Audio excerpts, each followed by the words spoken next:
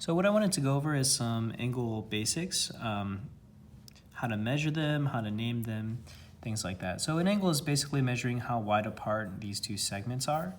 And the way that we name them, one way is you can name it with the index. So sometimes you'll see like a little number inside here or a letter. So one way to refer to this angle is angle 8. And that refers to how wide apart these two segments are. You can also refer to an angle by its vertex. The vertex is the point where those two segments meet. So that would be R. R is the vertex of this angle. So you can call this angle R. And then also, especially when there's a lot of angles that are next to each other, a lot of times we use 3 letters to name the angle. And the key thing about that is you want to kind of draw it into the vertex and then out. So the way you'd name it is G to R to B as the angle. So angle G going to R and then to B. Or if you wanted to, you could do the reverse order. So that'd be B to R to G. Angle B to R to G. Okay. So the way that we measure angles is with this tool called the protractor. And when we're talking about the measure of angle R, a lot of times instead of writing out measure, we'll just put this little lowercase m. So the m, the measure of angle R. And the way that you'd find that amount is you would use this protractor. And so the way it works is step 1 is you want to line up the crosshair. So you see this part here, the middle where this meets, the vertical line and horizontal line. Line that point right here with your vertex. Second thing is you want to line up the baseline, so that's the bottom, so that it's nice and neat. Let me zoom in so you guys can see it. So see this here, I put the middle of this protractor right on that point, and I want to match up this line here. And then from there we can measure, starting at 0, how far this angle goes. So this angle splits right through here. And you can see that there's 2 sets of numbers.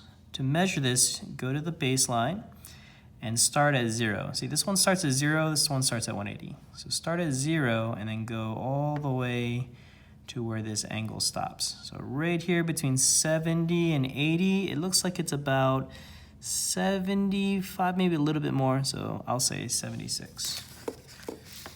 So the measure of that angle R is 76 degrees. Okay, let's take a look at another one here. So if I'm going to measure this angle AWR, same thing. I put this center right on the vertex, and I put the bottom right against one of the lines. Start at 0, not at 180. Start at 0, and then going up through 10, 20, 30. It looks like it's 31 to 32 degrees. So you can call that 32 degrees. Another thing that we measure besides angles is the lengths of pieces of lines or line segments. So if I was to measure from W to A, okay, we would call that WA. Starts at W and finishes at A. I'm going to use centimeters. So that's this one here. Starting right where 0 is, right at that line. Let me zoom in so you guys can see it. Starting right there, and then finding out where does that segment finish. So right here at A. So that's 1, 2, 3, 4, 5 point 1, 2, 3, 4, 5, 6. 5.6.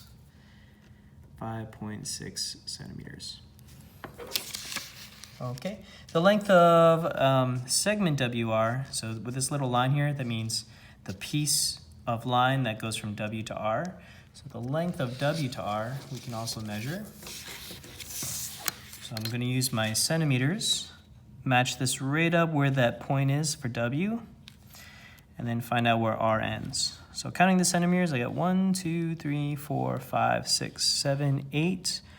It finishes right here, right about 8.1, 2, 3, 4, 5, 6, 7.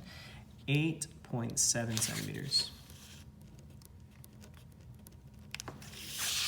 8.7 centimeters. So that's how you measure angles. You use the protractor, put it right, the center right at the vertex, and match this bottom line with this bottom line.